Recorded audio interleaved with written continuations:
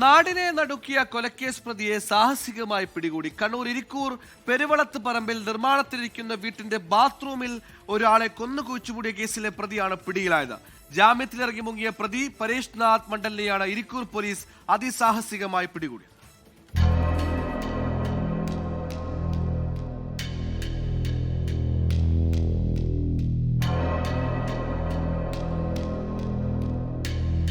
ദൃശ്യം മോഡൽ കൊലപാതകമാണ് കണ്ണൂർ ഇരിക്കൂറിൽ 2021 ജൂലൈ 31 സംഭവിച്ചത്. ബന്ധുവും സുഹൃത്തുമായ അസീഖുൽ ഇസ്ലാമിന്റെ കൈവശമുള്ള 1 ലക്ഷത്തോളം രൂപ കൈക്കലാക്കാനുള്ള ശ്രമമാണ് ഒടുവിൽ കൊലപാതകത്തിൽ കലാശിച്ചത്. ബംഗാളിൽ നിന്ന് നിർമ്മാണ ജോലിക്കായി എത്തിയ പ്രതി പരേഷ് നാഥ് മണ്ടേൽ നിർമ്മാണം നടക്കുന്ന കെട്ടിടത്തിലെ ബാത്റൂമിൽ കുഴിച്ചിട്ട് കോൺക്രീറ്റ് ചെയ്യുകയായിരുന്നു. ജാമ്യത്തിലിറങ്ങി മുങ്ങിയ പരേഷ് നാഥ് മൊബൈൽ ഫോൺ ഉപേക്ഷിച്ചാണ് കഴിഞ്ഞ കുറച്ചു കാലമായി ജീവിച്ചത്. ആ ഘട്ടത്തിൽ ഒരാൾക്ക് പോലും അറിയില്ലായിരുന്നു ഇയാൾ ഒരു ക്രൂര കൊലപാതകം നടത്തിയ പ്രതിയാണെന്ന്.